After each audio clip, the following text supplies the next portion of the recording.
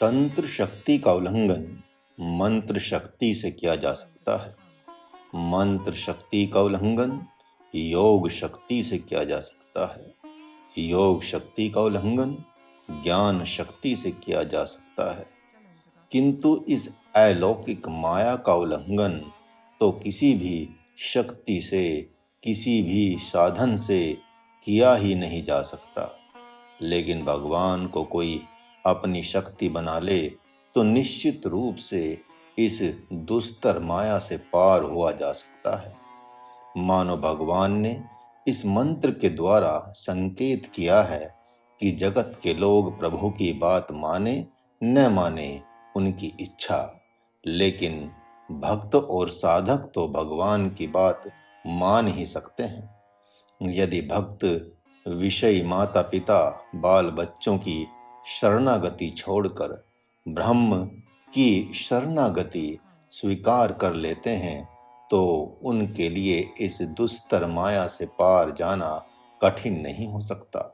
जो कहते हैं कि हम इन सब का, इन स्वजनों का त्याग कैसे कर सकते हैं, तो उनका ऐसा कहना सर्वथा असत्य है। देखा जाता है कि भगवान के कहे बिना सैकड़ों हजारों बार माता पिता बाल बच्चों तथा भाई बांधवों से सैद्धांतिक विरोध होता है। वे लोग अपनी प्रसन्नता के लिए ऐसा कर सकते हैं, किंतु भगवान की प्रसन्नता के लिए ऐसा करने में उनका सारा का सारा पुण्य चला जाता है और वे नरकगामी हो जाते हैं। सच में ऐसा देखा भी जाता है कि व्यक्ति अपनी इच्छा से चोरी, झूठ, छल कपट आदि क्या क्या नहीं करता है, किंतु वही जब किसी संत के कहने से करना पड़े तो कहता है, आप भी मुझे ऐसा ही सिखाते हैं। बहुत से दंपत्ति पति पत्नी अपने माता पिता से सुख सुविधा और स्वतंत्रता के लिए अलग हो जाते हैं, उनसे बंटवारा भी कर लेते हैं, किंतु यदि अभी किसी की अवस्था ऐसी नहीं आई है और उनसे कहा जाए कि तुम भगवान के लिए माता पिता को छोड़ दो, तो वे माता पिता के भक्त बन जाते हैं। एक बालक से उसकी उदंड प्रकृति को देखकर एक संत ने कहा कि तुम संन्यास ले लो। उसके माता पिता से भी संत ने कहा कि यह मूल नक्षत्र का है, यह योग इसके लिए ही नहीं आप लोगों के लिए भी बड़ा घातक हो सकता है, इसलिए इसे सन्यासी बनने दे। ऐसा सुनकर बच्चे के माता पिता को असह्य क्लेश हुआ कि देखो हमारे बच्चे को ये अपना चेला बनाना चाहता है, इसलिए ऐसा कह रहे हैं। उस बच्चे ने भी लगभग ऐसा ही सोचकर उत्तर दिया कि महाराज, माता पिता की सेवा भी तो भगवान की ही सेवा है। संत मन ही मन हंसकर रह गए। शादी होने के साल भर बाद माता पिता और बेटे बहू का संग्राम देखकर उस विनोदी स्वभाव वाले संत ने कहा, बेटे माता पिता तो भगवान होते हैं न। बालक ने कहा, ऐसा भगवान होता है जो मेरी सारी सुख सुविधा को निगल ही जाए। अपने तो बाजार में जाकर गुलछर्रे उड़ाते हैं और हम दोनों पर प्रतिबंध लगाते हैं। क्या माता पिता ऐसे होते हैं? माता पिता तो उन्हें कहते हैं जो अपने न खाकर बच्चों को खिलावे, अपने न सोकर बच्चे को सुलावे, अपनी सुख सुविधा का ध्यान न रखकर बच्चे की सुख सुविधा का ध्यान दें। संत ने माता पिता की तरफ देखा तो माता पिता ने कहा, हम अभागे क्या करें महाराज, आप जैसे संत पर भी हमें शंका हो गई थी। जब आपने कहा था कि ये मूल नक्षत्र का है, इसे साधु बना दो, तो उस समय हम लोगों के मन में आया था कि साधु कितने निर्दयी होते हैं, जो किसी के भी बेटे बेटियों को साधु बनाते फिरते हैं। किंतु आज स्पष्ट दिखाई पड़ रहा है कि वे कितने दयावान होते हैं, अपने अपने भक्तों की भविष्य की सुरक्षा का दायित्व अपने पर लेना चाहते हैं। महाराज, उस दिन आपने इसे साधु बना दिया होता तो आज हम सब की ऐसी दुर्दशा नहीं होती। जो अहर्निश तन मन वचन एवं हृदय से भगवान के ही शरणागत हो जाते हैं, माया तो उनसे तरती है, वह उन्हें क्या तारेगी। शरणागति का अर्थ है भगवान के अनुसार कर्मों को करना। भगवान की आज्ञा अनुसार भक्त कर्म करता है और ज्ञानी कर्म का त्याग करता है। वह सत रज तम को अपना मानता ही नहीं, वह तो समझता है कि 3 प्रकार के माया में बादल मुझ दृष्टा में आकाश में प्रकट होते हैं और मुझ में ही विलीन हो जाते हैं। मुझे इनसे क्या लेना देना। इतना ही नहीं, ये शरीर भी नाना प्रकार के बादल ही हैं जो मुझ ब्रह्म आकाश से प्रकट अप्रकट होते रहते हैं। अतः इन शरीर रूपी बादलों से मेरा कैसा संबंध, किस लिए संबंध तथा क्यों संबंध। ऐसा सोचकर वह ज्ञान योगी अपने स्वरूप में ही विचरण करने लगता है, तो कुछ काल में ही माया उसका साथ छोड़ देती है। यह तो नित्य ही देखा जाता है कि धर्म पत्नी से उदासीन रहने पर वह तलाक ले ही लेती है। एक माई ने अपने पति से कहा कि जब साधना ही करनी थी, गीता रामायण ही पढ़ना था, तो फिर शादी क्यों की आपने? क्या नौकरानी बनाकर लाए थे? तो अब मैं चली अपने मायके। आप खूब चंदन लगाएं, माला फेरें, 24 घंटे आंखें मूंदे। इसी प्रकार माया भी ज्ञानी से तलाक लेकर अपने मायके को चल देती है। लेकिन भक्त योगी की शरणागति कुछ और ढंग की होती है। वह तो मस्ती में गाता फिरता है राग भैरवी। ओम आनंदमयम आनंदमयम च शांतिमयम च शांतिमयम वेदमयम वेदमयम च सर्वमयम हे रक्ष माम भूतमयम भूतमयम च जगतमयम जगतमयम देवमयम देवमयम च सर्वमयम हे रक्ष माम प्राणिमयम प्राणिमयम च नाड़ीमयम नाड़ीमयम घ्राणमयम घ्राणमयम च सर्वमय हे रक्ष माम यज्ञमयम यज्ञमयम च मंत्रमयम मंत्रमयम सिद्धमयम सिद्धमयम च सर्वमयम हे रक्ष माम तत्वमयम तत्वमयम च सतुमयम सतुमयम सतुमयम सतुवयम च सर्वयम हे रक्ष माम सृष्टिमयम सृष्टिमयम च दृष्टिमयम दृष्टिमयम वृष्टिमयम वृष्टिमयम च सर्वमयम हे रक्ष माम वृत्तिमयम वृत्तिमयम च धृतिमयम धृतिमयम कृतिमयम कृतिमयम च सर्वमयम हे रक्ष माम भक्तिमयम भक्तिमयम च शक्तिमयम शक्तिमयम मतिमयम मतिमयम च सर्वमयम हे रक्ष माम पुराणमयम पुराणमयम च शास्त्रमयम शास्त्रमयम ग्रंथमयम ग्रंथमयम च सर्वमयम हे रक्ष माम वरदानमयम वरदानमयम च शापमयम शापमयम ताममयम ताममयम च सर्वमयम हे रक्ष माम तपोमयम तपोमयम च व्रतोमयम व्रतोमयम जपोमयम जपोमयम च सर्वमयम हे रक्ष माम क्षुधामयम क्षुधामयम च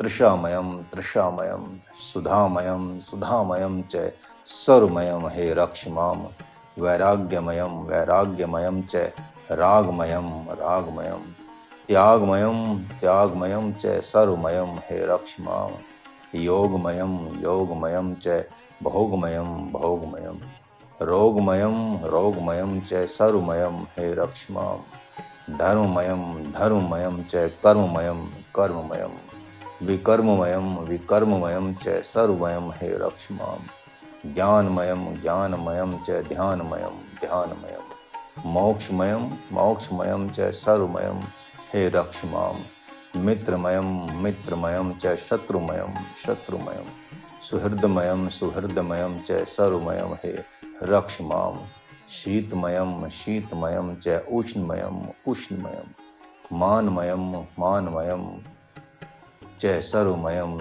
हे रक्ष माम। देहमयम देहमयम च मनोमयम मनोमयम चित्तमयम चित्तमयम च सर्वमयम हे रक्ष माम। प्रकृतिमयम प्रकृतिमयम च अहममयम अहममयम पुरुषमयम पुरुषमयम च परम पुरुष हे रक्ष माम।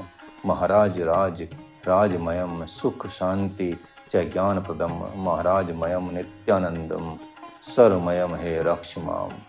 इस प्रकार भावपूर्ण प्रार्थना से उसके तामस लोक का प्रलय हो जाता है, अर्थात वह जब चाहेगा तभी ब्रह्म नींद के रूप में आएगा, जब चाहेगा वह राजस लोक का प्रलय हो जाएगा, जब चाहेगा तभी छंद मंत्र प्रकट होंगे, जब चाहेगा वह सात्विक लोक का प्रलय हो जाएगा, अर्थात समाधि से आगे बढ़ जाएगा। वह जानता है कि जो ब्रह्म दृष्टि का पालन करता है वही प्रकट और संहार करता है। तो क्या भक्तों एवं साधकों के लोकों का प्रलय करने की सामर्थ्य उसमें नहीं है? कितने साधक नींद और विचार को बाधा मानते हैं, किंतु सात्विक समाधि को बाधा नहीं मानते, जबकि वह भी एक प्रकृति का भोग ही है। हाँ, यह बात अलग है कि वह सात्विक भोग है, किंतु अध्यात्म में प्रवेश के लिए तो इस समाधि से भी अनासक्त होना ही पड़ेगा। एक संत ने अपने एक साधक से कहा, समाधि में ही रमण करते रहोगे या आगे भी बढ़ोगे? अरे, माँ के मोह में फंसे या वेश्या के काम में फंसे, बात तो बराबर है। अरे, समाधि के सुख की आसक्ति भी तो मोह ही है, इसलिए इसे छोड़कर आगे बढ़ो। महाराज भी सतोमयी समाधि के सुख में फंसे हुए साधकों से कहता है कि उन्हें अपने इष्ट से नित्य ही प्रार्थना करनी चाहिए कि हे प्रभु, यह सतोगुण से उत्पन्न होने वाली समाधि भी आप ही हैं, अतः मैं आपको इस रूप में भी प्रणाम करता हूँ, लेकिन आपके उत्तम अति उत्तम रूप का दर्शन करने की इच्छा करता हूँ, जिसका दर्शन इस समाधि के त्याग से प्राप्त हो सकेगा। हे प्रभु, इस समाधि को त्यागने की सामर्थ्य मेरे में नहीं है, किंतु आपकी सामर्थ्य तो है ही कि इस समाधि रूप से हटकर वास्तविक रूप में प्रकट हो सकते हैं। अब प्रभु उन लोगों को धिक्कारते हैं जो भगवान की सामर्थ्य एवं महिमा को जानते हैं, तो भी आसुरी एवं पाश्विक भावों के ही आश्रित रहते हैं, अर्थात उसी में रमण करते हैं। त्रिगुणमयी माया के द्वारा जिनका तन मन वचन हृदय माया में हो गया है, वे आसुरी स्वभाव वाले पापात्मा नीच पुरुष भगवान की शरण जाएंगे ही क्यों? उनकी दृष्टि में तो उनका पुरुषार्थ ही सब कुछ है। वे समझते हैं कि भगवान क्या करेगा, जब हमने कर्म किया तभी तो प्रारब्ध बना, अतः हम चाहेंगे तो प्रारब्ध को भी निर्बल छीन कर देंगे। वे समझते हैं कि मूर्ख एवं दुर्बल हृदय वाले ही भाग्य भाग्य एवं भगवान भगवान चिल्लाते रहते हैं। वैसे नराधम नीच पुरुषों का प्रकृति पीछा नहीं छोड़ती। वे यह नहीं समझ पाते कि प्रकृति के घेरे में ही ऐसा सोच रहे हैं।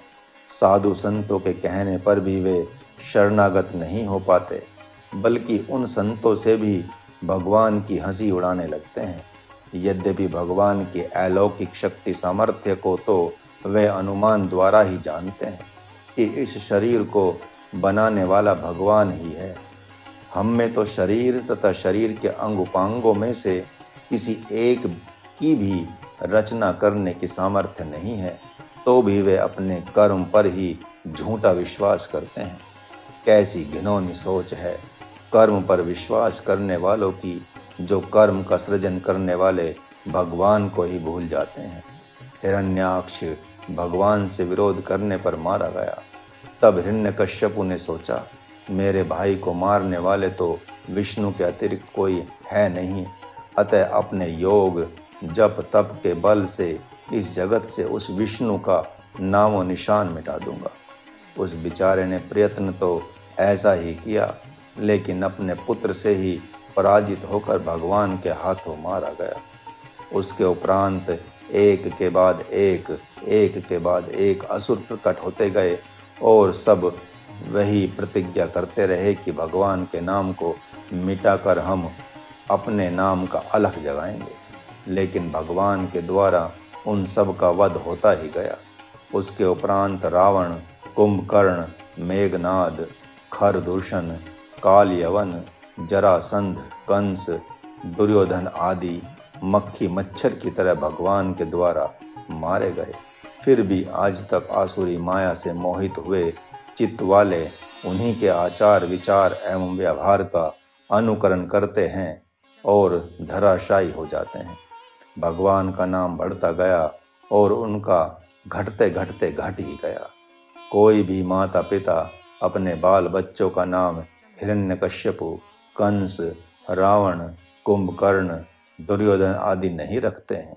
भगवान मानो कह रहे हैं कि उन असुरों की तरफ क्या देखना, उनका तो जन्म ही होता है संत, शास्त्र एवं सद्गुरु का तिरस्कार करने के लिए, लेकिन साधकों एवं भक्तों का जन्म होता है संत, शास्त्र, सद्गुरु तथा भगवान का मान सम्मान करने के लिए, भगवान का नाम तथा कर्म व्यापक करने के लिए। यदि स्वजन उन्हीं असुरों की तरह अपने और अपने बाल बच्चों के लिए ही जी रहे हों तो उनकी तरफ देखना क्या। साधक को चाहिए कि वह सर्वप्रथम भगवान की ओर देखें और भगवान को देखकर अपनी तरफ देखें, अर्थात संतों भक्तों के चरित्र को देखकर अपने चरित्र का संशोधन करें, अन्यथा आसुरी प्रकृति का एक प्रवाह बहता रहता है, राजसी प्रकृति का प्रवाह बहता रहता है। वह प्रवाह आपके चित्त को बहाकर कहाँ ले जाएगा, यह कल्पना से बाहर की बात है। आसुरी एवं राजसी प्रकृति अपने घेरे में कैसे कर लेती है, इस पर महाराज को एक पुरातन कथा याद आ रही है। बहुत सी अप्सराएं इंद्र के सामने दिव्य नृत्य से उसके चित्त को मोहित कर रही थी। वहां चारण, सिद्ध और देवगण भी थे। उसी समय देवगुरु बृहस्पति अपने शिष्यों के साथ वहां पहुंच गए, लेकिन आसुरी एवं राजसी प्रकृति के आश्रित हुए इंद्र ने उठकर उनका स्वागत भी नहीं किया, बल्कि उन अप्सराओं तथा अन्य देवताओं के द्वारा देवगुरु बृहस्पति का स्वागत करने पर वह कुपित भी हो गया। इसके उपरांत देवगुरु बृहस्पति वहां से अंतर्धान हो गए और वहां हाहाकार मच गया। इंद्र चेतना आने पर देवताओं के साथ गुरुदेव को मनाने गए तो वे वहां भी अंतर्ध्यान हो गए। क्षमा का पात्र न होने से गुरुदेव से क्षमा मांगने का अवसर भी न देकर उससे अंतर्ध्यान ही होते रहे। तीनों लोकों में बात फैल गई। राजा बलि ने अपने गुरुदेव शुक्राचार्य के पास जाकर उनको प्रसन्न करते हुए यह संदेश सुनाया कि देव गुरु बृहस्पति का अपमान करने के कारण से इंद्र का 100 अश्वमेध यज्ञों का फल समाप्त हो चुका है। आपकी आज्ञा हो तो उस पर आक्रमण करें। शुक्राचार्य की आज्ञा मिलने पर राजा बलि ने इंद्र पर आक्रमण किया और वे बंदी बना लिए गए तथा राजा बलि त्रिलोकपति बन बैठे। आसुरी शक्ति और आसुरी प्रकृति साधकों को कैसे घेरे में लेती है, यह तो आपने जान ही लिया। साधना काल में महाराज जब जब पराजित होता था अपने प्रकृति से तो सोचता था कि कौन सा दोष हो गया है, किस पूज्य का अपमान मैंने किया है कि पराजय का मुख देखना पड़ा। दिन दूनी रात चौगनी साधना बढ़नी चाहिए, लेकिन यहाँ तो पराजय ही हो रही है। शरीर में दर्द क्यों हो गया आज, बुखार आया क्यों। ब्रह्म के क्षेत्र में रहने वाले को जब तक ब्रह्म की प्राप्ति नहीं हो पाती तब तक ऐसा कुछ नहीं होना चाहिए, ऐसी खोज करता था। आत्मानंद सेवा करते थे। बहुत बार महाराज ने आत्मानंद से क्षमा मांगी है, वह इसलिए कि उनकी थोड़ी सी भूल पर भी महाराज उन्हें कुत्ते की तरह भों भों करता हुआ डांटता था। डांटने के बाद उनसे कहता कि प्रमाद हो गया था आत्मानंद, महाराज को प्रमाद हो गया था। यही बात प्यार से बोलनी चाहिए थी, आज कटु वाणी में बोल दिया। फिर महाराज खोज करता था कि आखिर ये कटु वाणी बोली क्यों गई। राजस प्रवृत्ति और प्रकृति ने चित्त पर अधिकार कैसे कर लिया। आज रात्रि में बैठने पर विक्षेप क्यों हो गया। गुरुदेव तो कहते थे कि आपने जगत में किसी को अशांत कर दिया है, इसलिए आपको अशांति हो गई। कोई न कोई सज्जन पुरुष आपके व्यवहार से अशांत है, दुखी है। महाराज उस समय खोज करता था कि कहाँ दोष हो गया है। महाराज चाहता है कि साधक भगवान के इस मंत्र पर विचार करें और इसी प्रकार सावधान रहें। निश्चित रूप से एक न एक दिन सफलता मिलेगी। सदाचार एक सिद्धि है जिसके लिए कोई क्रिया नहीं करनी पड़ती। असुरों के भाव को स्वीकार नहीं करने से सदाचार प्रकट होता रहता है। तंत्र मंत्र योग को सिद्ध करना पड़ता है, लेकिन सदाचार तो आत्मा की आत्मा ही है। अतः आपका सदाचार संपूर्ण प्राणियों के लिए उसी तरह सुव्यवस्थित है जैसा कि आपके सद्गुरु के लिए। तो वह दिन दूर नहीं जिस दिन राजस एवं तामस प्रकृति से ही क्यों, आप तो सात्विक प्रकृति से भी आगे ब्रह्म प्रकृति में प्रवेश कर जाएंगे। कहीं न कहीं आपसे अन्यथा दोष हो जाता है, तभी साधना काल में आपके लिए पेट बाधा बन जाता है, नींद बाधा बन जाती है, काम बाधा बन जाता है, क्रोध, लोभ, राग एवं द्वेष बाधा बन जाते हैं। संध्याओं में खाने से वह भोजन असुर का भोजन हो जाता है, उसमें असुर प्रवेश कर जाता है।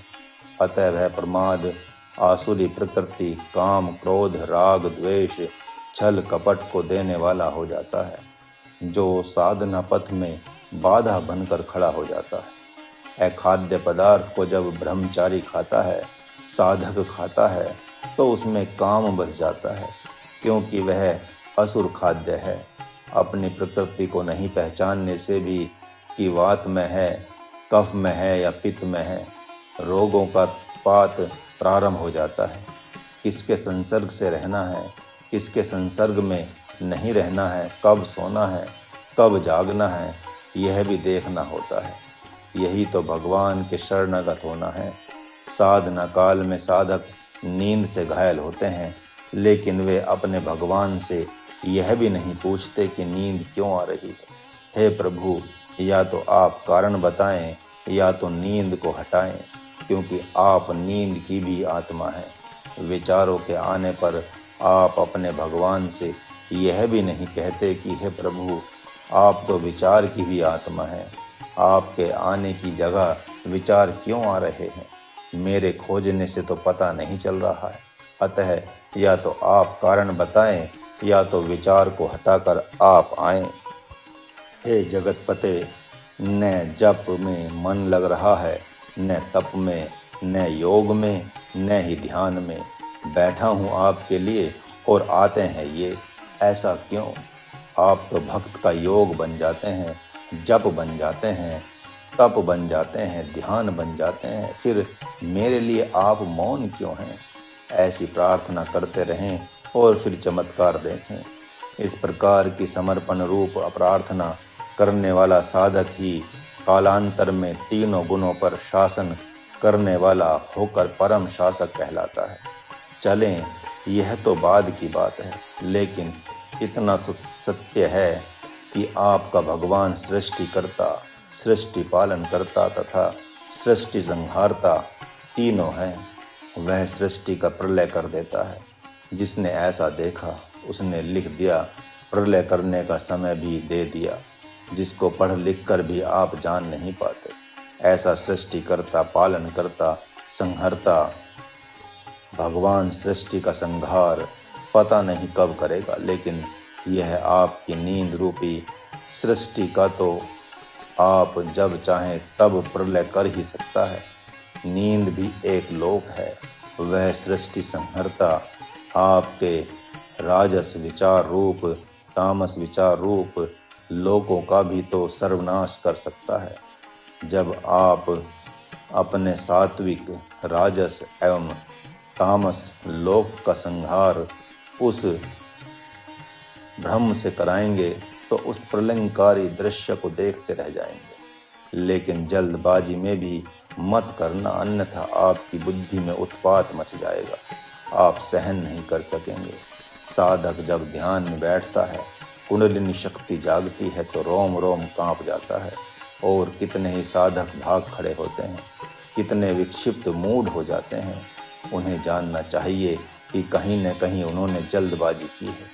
उनके तन, मन, वचन एवं बुद्धि में अवश्य ही कहीं न कहीं तामस एवं राजस प्रकृति का वास है। तभी तो ब्रह्म की शक्ति नहीं पच पा रही है। भगवान की शक्ति को देखकर तो असुर भागते हैं, वे ही विक्षिप्त मूड एवं पागल हो जाते हैं।